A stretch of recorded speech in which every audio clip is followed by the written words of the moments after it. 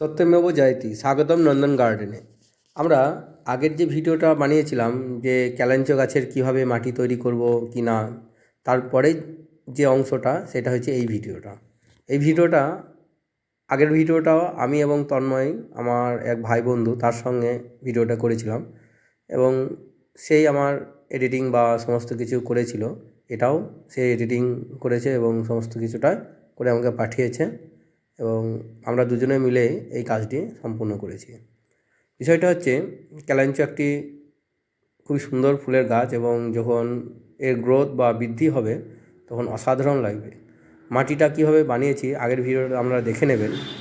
এবং 5টি ক্যালাঞ্চোর টব আমরা কিনে এনেছিলাম এবং 5টিকে আমরা ভেঙে ভাগ করে প্রত্যেকটি টবে একটা করে ক্যালাঞ্চো গাছ দেব এবং তার জন্য এতগুলো টবের প্রয়োজন হয়েছে এবং এই টবগুলোতেই কিন্তু আমি এই মাটি তৈরি করেছিলাম টবগুলোর জন্য।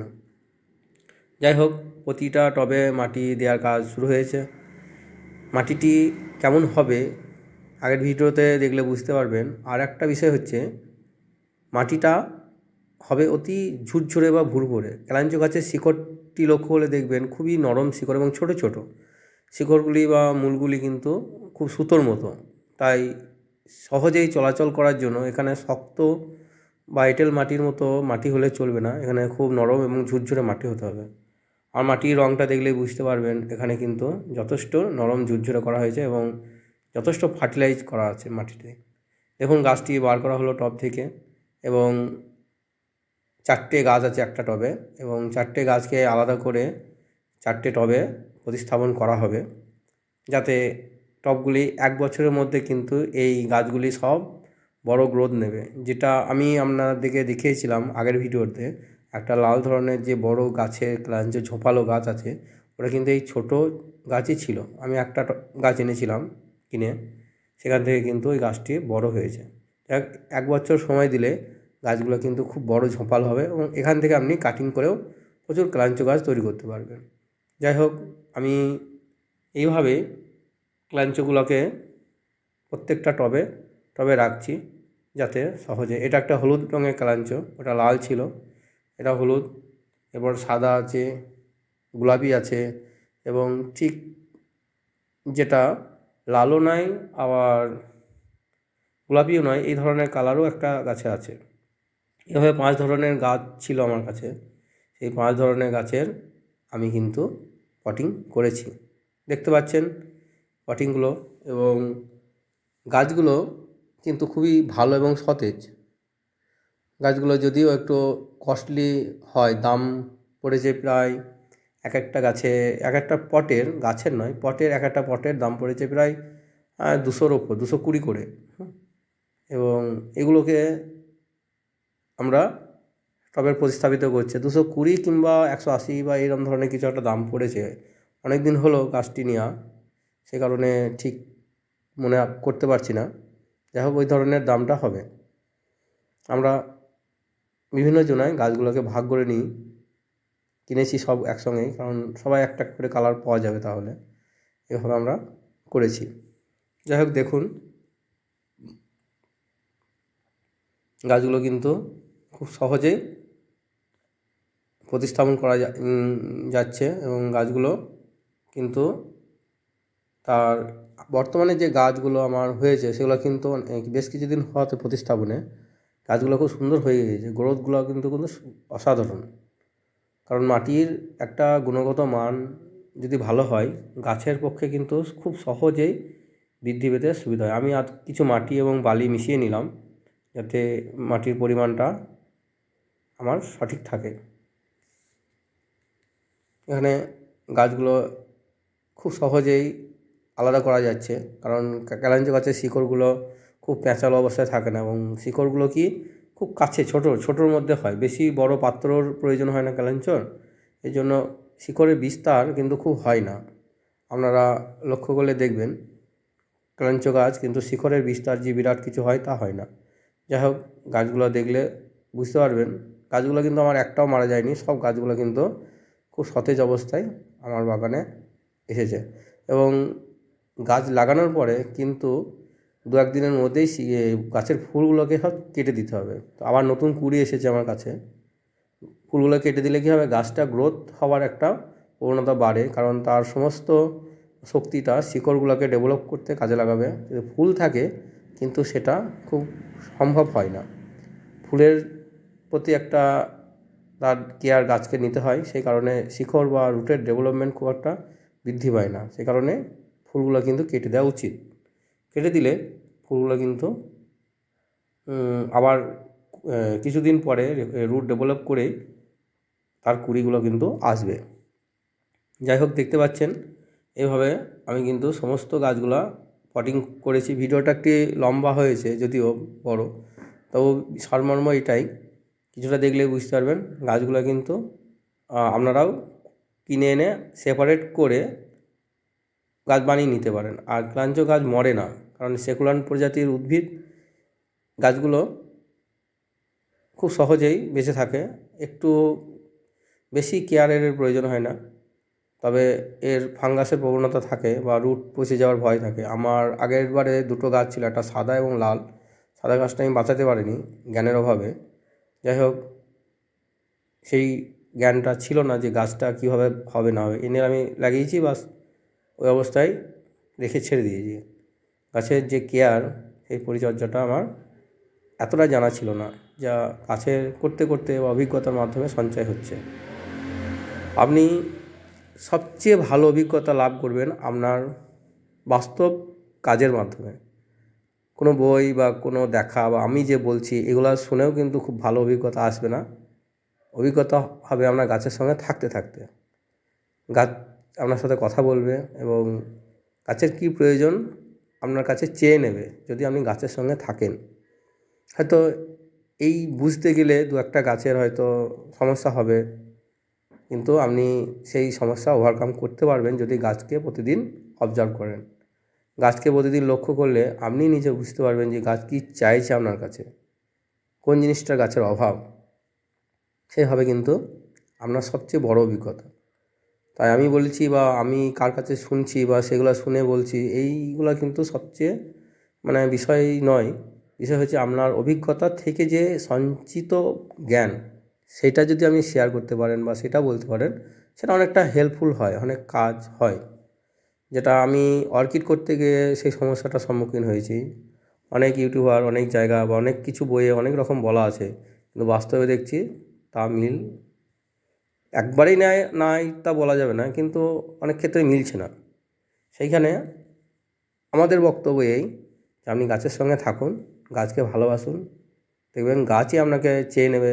তার কী প্রয়োজন সব কিছুই সে কিন্তু চেয়ে নেবে, এবং সেই মতন আমি ওকে দেন, দেখবেন গাছ আপনার হাতে একবারে হেসে খেলে সর্বদাই থাকছে। যেটা আমার ক্ষেত্রে হচ্ছে, যদিও আমাদের সময় দেওয়ার তাগিদ খুব কম, কারণ সময়টা সত্যিই খুব গুরুত্বপূর্ণ। বিভিন্ন কাজের সঙ্গে থাকতে হলে সময়টা একটা বড় ফ্যাক্টর হয়ে যায়, এবং গাছে যত সময় দেবেন, গাছকে যত দেখবেন, গাছের সঙ্গে যত থাকবেন, তত গাছের বিষয়টা বুঝতে পারবেন। সেই কারণে গাছকে সময় দিন, গাছের সঙ্গে থাকুন, এবং দেখবেন আপনার বাগানের যে ফুল ফল যাই লাগান না কেন, যাই হবে তা সবচেয়ে সেরা হয়তো আপনার বাগানেই হচ্ছে, যদি সময়টা দিতে পারেন।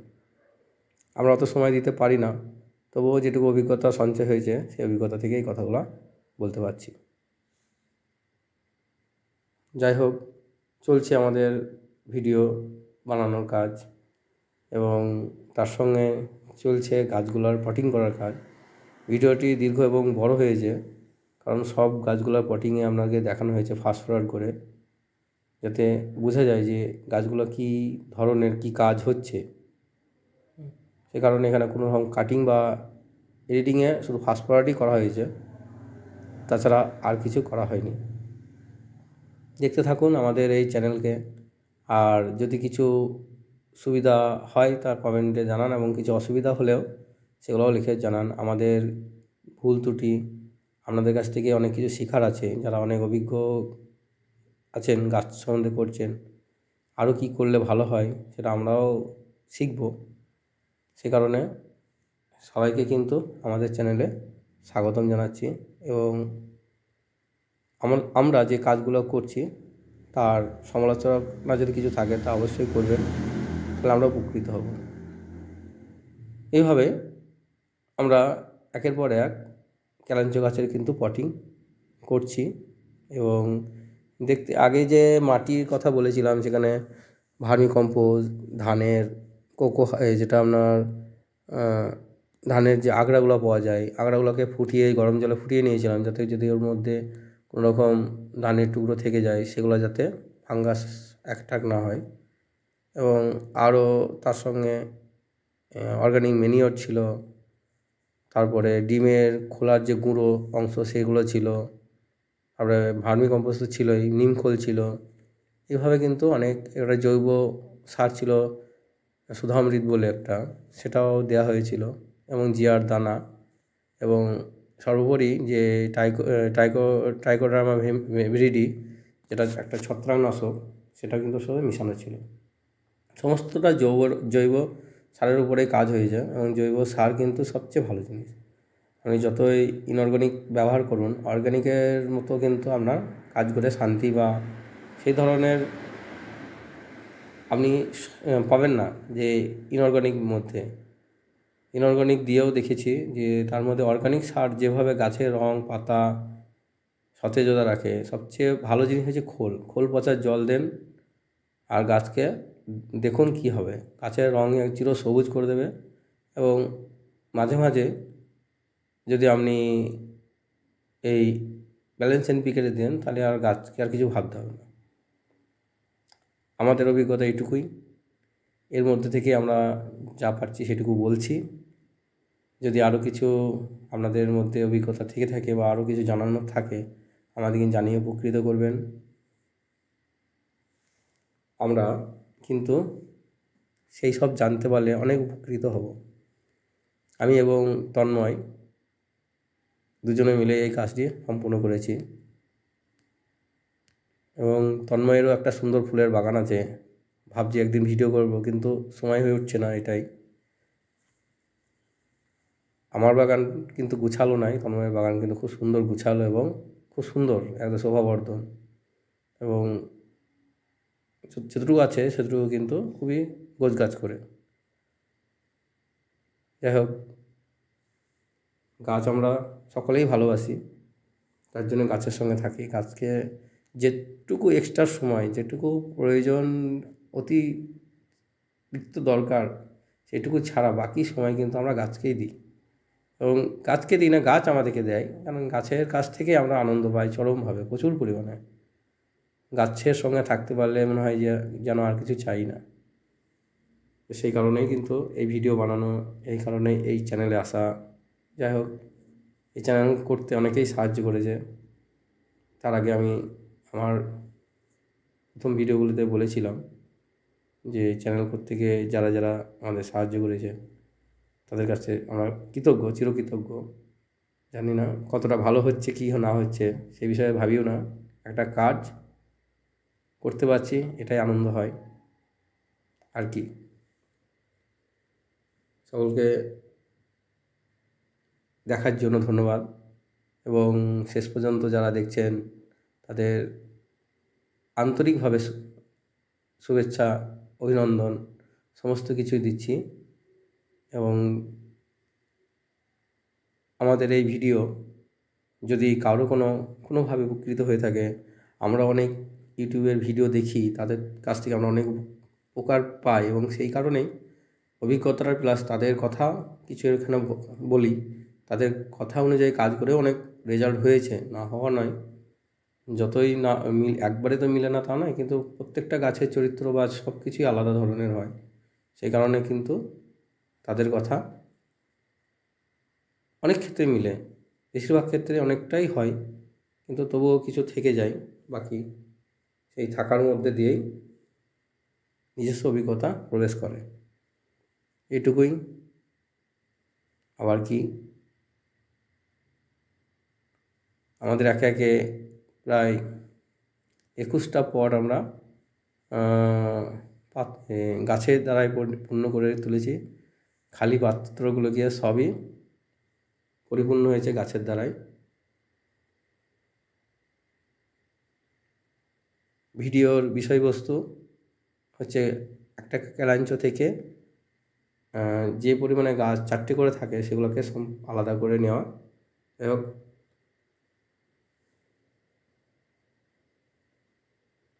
সকলকে আবার আন্তরিক ধন্যবাদ আমাদের সঙ্গে থাকা। এই ভিডিওটি দেখে আমাদেরকে কাজের যে সাহস বাড়ানো বা কাজের আরও অনুপ্রেরণা দেওয়া, তার জন্য সকলকে আন্তরিকভাবে ধন্যবাদ।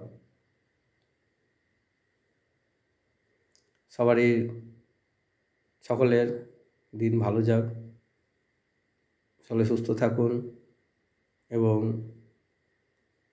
গাছের সঙ্গে থেকে পরিবেশকে আরও সুন্দর করে তুলুন, মনকে আরও বিকশিত করে তুলুন, যাতে গাছ আমাদের সঙ্গে থেকে আমরাও গাছের মতো পরিবেশকে সুন্দর বা নির্মল একটা বাতাবরণ দিতে পারি।